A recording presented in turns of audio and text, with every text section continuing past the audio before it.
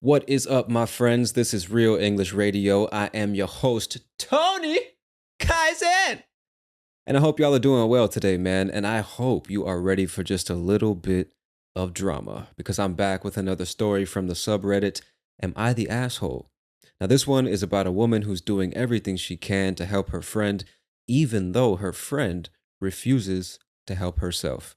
So I'm going to read the story, explain some key vocabulary along the way, and then you can decide who's the asshole here.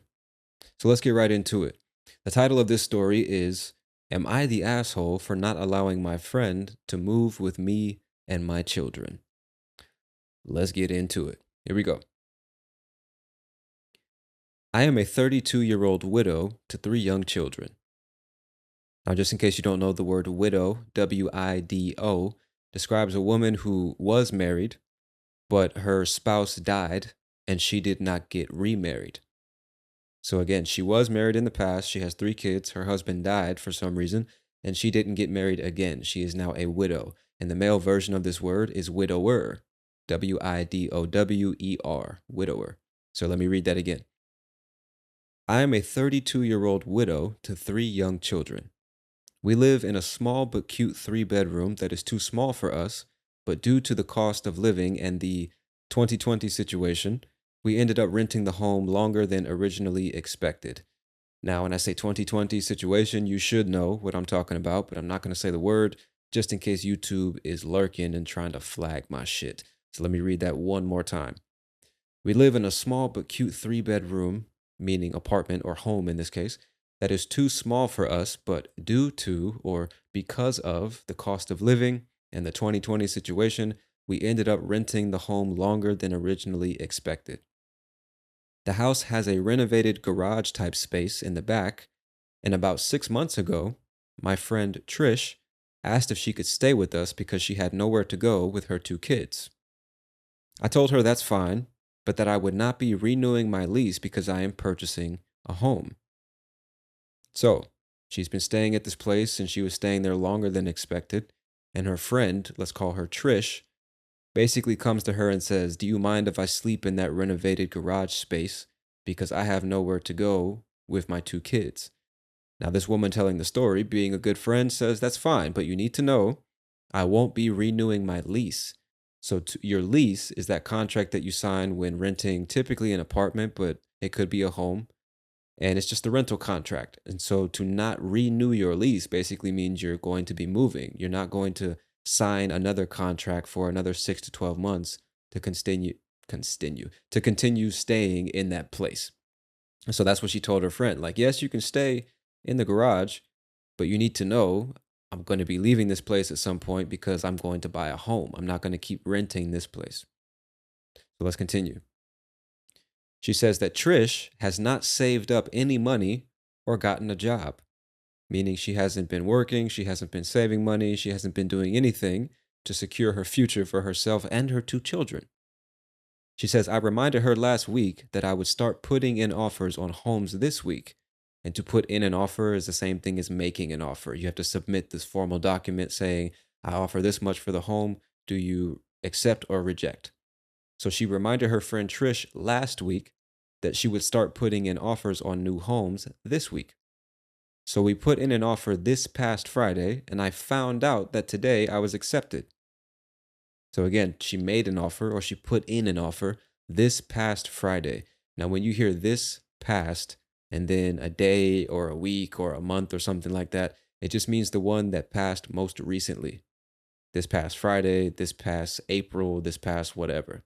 It's like saying last Friday, but it's specifically the one that just passed. So it's a bit more clear or specific, if you will.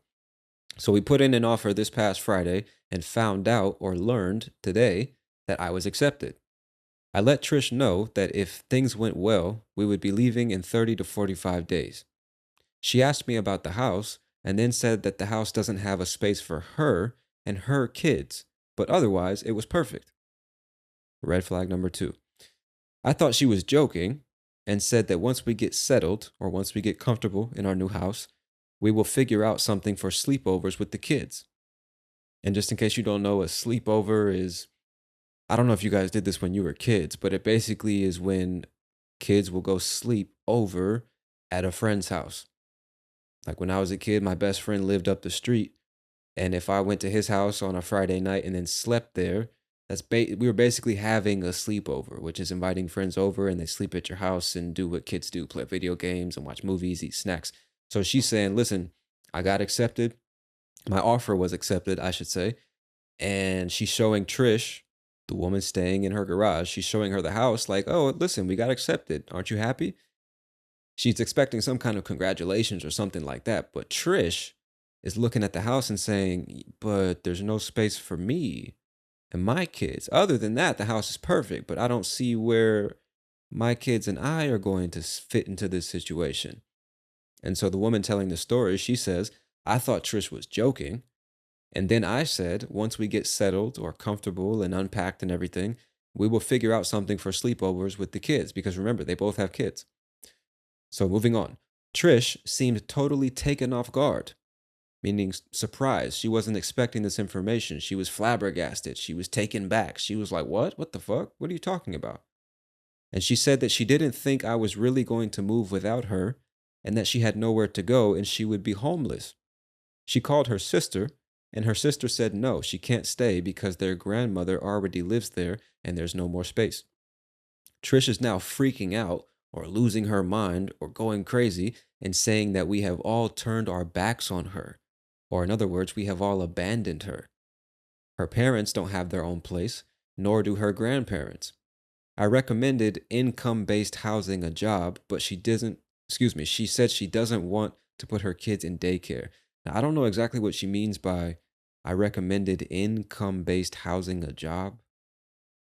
Maybe she just wrote it wrong and wasn't thinking about the way she wrote it because income based housing is basically what it sounds like. It's typically a government funded project or housing project. And if you're of a lower income status, you have a low income family, you can stay at this place and it's not too expensive and you have a place to sleep every night, even though you don't make that much money. So I'm guessing she recommended something like that. And Trish is saying, no, I don't want to do that because I don't want to put my kids in daycare. And daycare is where you leave your kids when you go to work. It's not exactly a school, but you leave your little kids there, and these people are responsible for feeding them, educating them a bit, and just taking care of them during the day. That's why we call it daycare. So back to the story. She says that I have more than enough money to help her. Oh, fuck. I said that wrong. She says that I have more than enough money to help her and still buy a house. And then she puts in parentheses, I work 2 jobs and have busted my butt to buy this house and have enough money for furniture and everything to be the way I want. And when she says busted my butt, it just means worked extremely hard. If you're busting your butt or busting your ass, you're working extremely hard. So she goes on to say, I basically told her I can't help her and the lights will be out September 15th. And when she says the lights will be out, that's another way of saying the electricity in the building will be turned off. She's going to turn off all the utilities, the lights, the water, and everything, because obviously she's leaving. So then she finishes by asking, am I the asshole for leaving her with nowhere to go? And then she leaves an edit. After that, on Reddit, you can edit the posts that you make. So I guess she read the responses and then came back and said the following. She says, a few people have messaged me asking to know what happened with Trish. She moved and we've barely spoken, meaning we've spoken almost, barely means almost not. So if she says barely spoken, it means very, very little. We almost haven't spoken at all. She says, however, a few days later, her grandparents put her out, basically meaning kicked her out of the house saying you can't stay here anymore. And she ended up in a hotel. She's now raising money in a GoFundMe for a deposit and rent on a new place. Now, to raise money basically means to go and ask people for investments, or in this case, donations. If you're raising money for a particular cause, you're telling people about this cause and asking them to donate so that you can use that money to further your cause. And GoFundMe is a crowdsourcing, or what do they call it? Crowdfunding or money raising platform. So she's using this platform basically saying, hey guys, I don't have anywhere to stay. Can you give me some money for a deposit on a place and some rent so that me and my kids have a place to sleep? Moving on. She says, me and my kids go to the closing table next Thursday and we are very excited.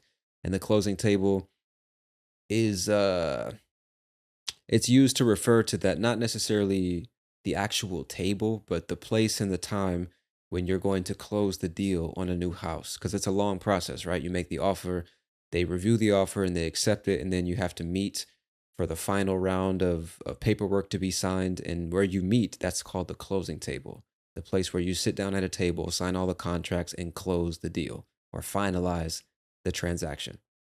She says, I have only seen Trish once since she moved out, and she was explaining to a mutual friend or a friend that we have in common that she couldn't accept a childcare voucher from DSS for some ridiculous reason.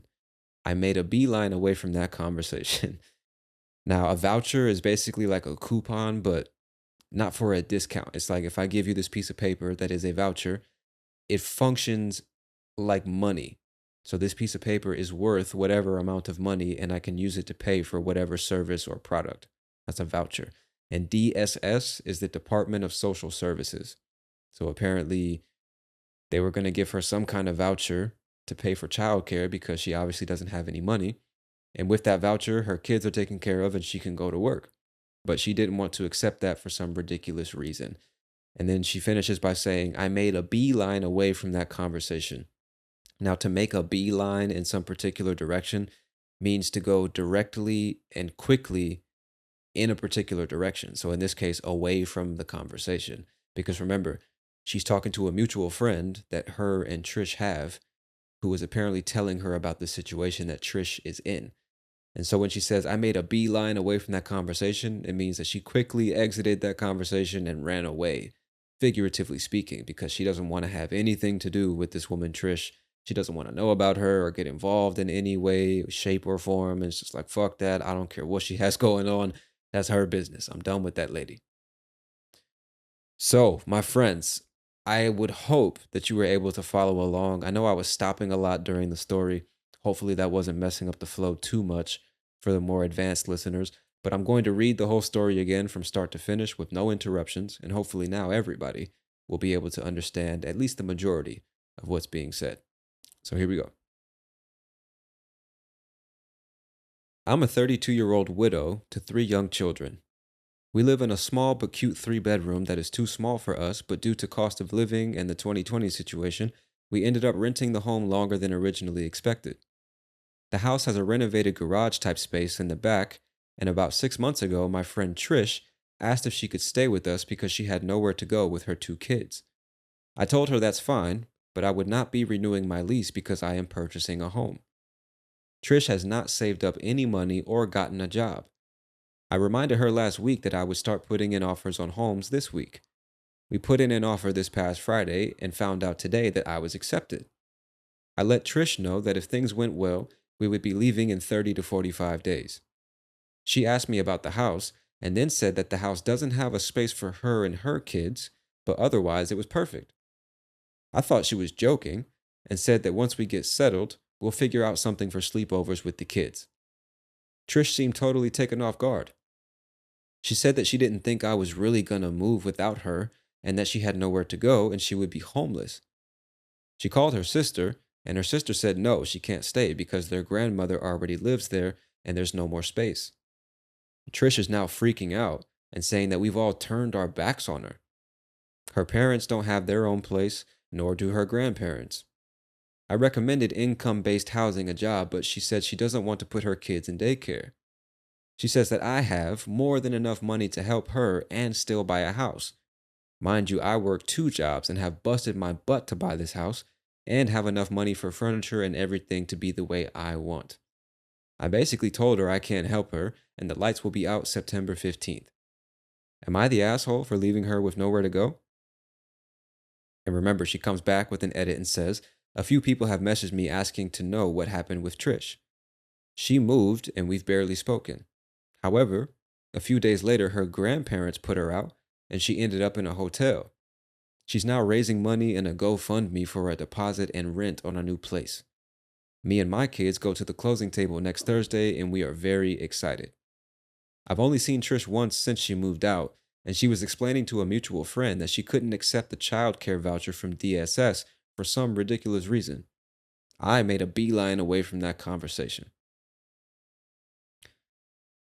All right, my friends. Now, Let's check out a couple of the responses on this Reddit post because, again, this subreddit titled Am I the Asshole? The whole purpose of this subreddit is to share your story that you have doubts about. And then these people on this platform will basically give their opinions on the story and let you know if you're the asshole or if the other person involved is the asshole. So let's check out a few of these responses. The first person says, You are not the asshole. You gave her 6 months. She is not working and she is not planning to work. Her plan is to exploit you. And then somebody under that says, That's the part that's outrageous to me. You work 2 jobs and she apparently feels that it's okay. Okay, fine. They miswrote. She says, You work 2 jobs and she apparently feels that it's okay for you to support her joblessness. She wants you to enable her to be a stay at home mom, which is a mom that quite literally stays at home and doesn't work a traditional job, let's say. The person under that says the real outrageous part to me is that she still considers her to be a friend. Holy shit, there's no way I would consider her a friend after something like this. It would already be in danger if she didn't get a job after a couple of months. 100% done if didn't even seem like she was looking for one. Oh, sorry. She said 100% done if it didn't even seem like she was looking for one, meaning looking for a job. All right, let's see what else we got here. Take a chance. You warned us. It says, getting into that new home is the chance to not have to deal with evicting this woman. To evict someone is to basically legally remove them from a residence. So let's imagine you own an apartment building and one of the people renting one of those apartment units is not paying rent and they haven't paid rent for 6 months, which is insane. But let's just imagine this scenario. You obviously need them to pay rent because you're running a business here. And if they're not going to pay rent, they need to get the fuck out. But you can't necessarily, actually, you cannot legally go to that place and physically remove them yourself because you would probably get charged with some kind of crime. You can't put your hands on them. You can't force them to leave by yourself. So you have to start this legal process called eviction. And then the police will come and remove that person legally by some court order because they are basically breaking the terms that were agreed upon in the lease or the legal rental contract that they signed when they rented the apartment from you. That's what it means to evict someone, or that's the idea of eviction. So this person says, getting into your new home is the chance to not have to deal with evicting this woman. Take that chance. You warned her. She needs to figure out her own situation. Do not let her step foot in your new house, which means don't even let her put one foot in your new house. Don't ever let her stay the night, or you are going to end up with her in your home for years, and you'll have to go through a long and awful process to get her out, which will inevitably end in her hating you. Oof. What a shitty situation, man. Let me see. Another person says, Trish is not your friend. She's angling to be your dependent, which means she's trying, or her aim, or her goal is to be your dependent. And your dependent is what it sounds like, somebody who depends on you. Typically, those are your children and or your spouse. When you're doing taxes, they'll ask you, do you have any dependents? And they're typically asking about your spouse and your children, people who depend on you financially. So she says, this is not your friend. She just wants to be your dependent. Trailing her 2 kids with her, meaning trailing her kids with her is like saying it's her and her 2 kids are following behind her, figuratively speaking. So you're not just taking care of her, but also her 2 kids. So they go on to say, I wouldn't let her have your new address if you haven't already given it. I'd be very careful about allowing her entry to your new home. Damn, I read that really poorly. Let me read that again. I'd be very careful about allowing her entry to your new home at all, for that matter. So don't tell her your new address. Don't let her into your house. Get the fuck away from this woman because she clearly just wants to leech off of you like a parasite, a fucking freeloader. And that is not your friend, because a friend would not do that to you. Now, there are tons of responses here, and basically everybody's echoing the same idea. This woman is not your fucking friend. Get the fuck away from her, bro. Like, I mean, for a grown woman with 2 children to be behaving in this way, to be thinking in this way. You know what I mean? Like, and I've read this story, I don't know how many times. I read all the comments. I even talked about this with one of my students earlier today. And I just came to the conclusion that we're all on the same page about how wrong this is. But I tried to extend an olive branch. I tried to give her the benefit of the doubt because this was apparently around the 2020 situation. It was around that time. And everybody was going through hard times, or the majority of people were going through hard times and still are because of that situation, right? So it's easy for us to say she should have her shit together. She's an adult. She should have money and a place to live and stuff like that. But we don't know any other details about what happened before we enter the story. So maybe she did have her shit together. Maybe she did have a job and her own place to stay. And she was able to support her kids. And she lost her job because of that situation. And now she's just in a bad way, man. She's homeless and needs some help. Everybody needs help from time to time.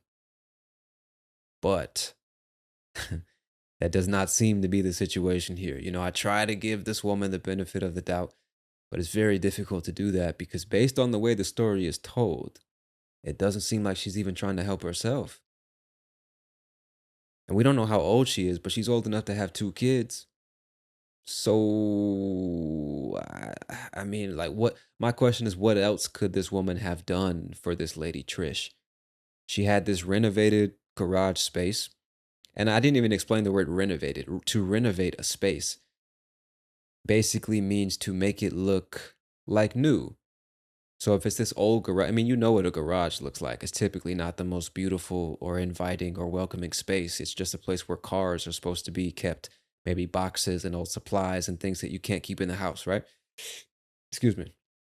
So to renovate the garage space, they most likely did some type of construction work and a bit of decorating, painted the walls, and made it so that somebody could live in there or at least relax in there. I'm guessing that's what happened. So they had this renovated garage space, and somehow Trish knew about that and said, "Listen, I'm homeless. I don't have anywhere to go. Can my two kids and I stay in there for the time being?" I don't know if they ever agreed on a time limit or anything like that. But the woman telling the story says, "That's fine, but you need to know I'm not going to be here forever. I'm not going to renew my lease. I'm not going to renew my rental contract because I'm looking for a home. So you can stay here as long as I stay here. But at that point, don't know what to tell you, sis." So apparently they came to an agreement on that.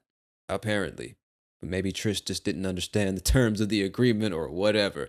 And so months and months and months go by. And during this entire time, she never got a job and therefore couldn't save any money.